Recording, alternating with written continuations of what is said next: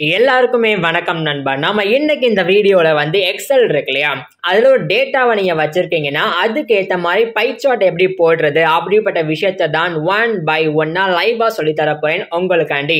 நீங்க XL open பண்ணிட்டு இந்த மாதிரி மந்த் அண்ட் சேல்ஸ் இருக்கு இல்லையா அப்படின்ற டேட்டா உங்கள்ட்ட டேபிள் காலமா இருக்கு அப்படின்னா இதை நீங்க ஃபுல்லா ஃபர்ஸ்ட் ஸ்டெப்பா செலக்ட் பண்ணிக்கோங்க. எந்த டேட்டா உங்களுக்கு பை சார்ட்டா வேணுமோ அந்த டேட்டாவை செலக்ட் பண்ணிக்கிட்டு இன்சர்ட் அப்படின்ற காலம்ல போயிட்டு பை சார்ட் அப்படின்றத கிளிக் பண்ணிட்டு கீழே பார்த்தீங்கன்னா உங்களுக்கு 2D 3D and tough not அப்படின்னு இருக்கும். ஸோ அதில் 2Dல ஃபர்ஸ்டா கிளிக் பண்ணிட்டீங்கன்னா இந்த மாதிரியான அழகான பை சார்ட் உங்களுக்கு ஓப்பன் ஆயிரும் நீங்க செலக்ட் பண்ண டேட்டாவுக்கு ஏற்ற மாதிரி.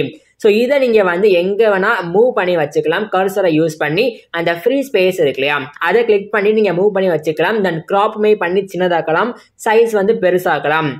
இது ரொம்பவே ஈஸியான விஷயம் தான். மேலே சார்ட் டைட்டில் இருக்கு இல்லையா அதை நீங்கள் டபுள் கிளிக் பண்ணீங்கன்னா நீங்கள் விருப்பப்படக்கூடிய டாபிக்ஸை மேலே கொடுத்துக்கலாம். நான் ஒரு எக்ஸாம்பிளுக்காண்டி சேல்ஸ் 2022 அப்படின்ற ஹெட்லைனை கொடுக்குறேன். ஸோ நீங்களுமே உங்களுக்கு ஏற்ற ஹெட்லைனை மேலே கொடுத்துட்டு அதுக்கப்புறமா இந்த சார்ட்டை நீங்கள் உருவாக்கிக்கலாம்.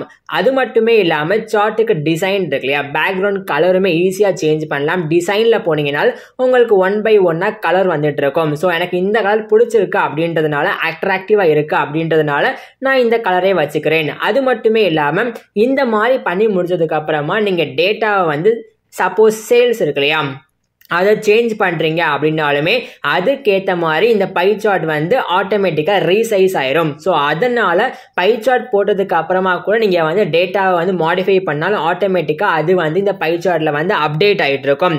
ஸோ இந்த மாதிரி நீங்களுமே பாத்தீங்கன்னா உங்களோட எக்ஸல் ட்ரை பண்ணி பாருங்க, கண்டிப்பான முறையில் ஒர்க் ஆகும்.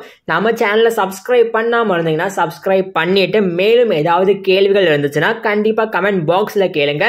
எல்லாருக்குமே தேங்க்யூ நண்பா, பை.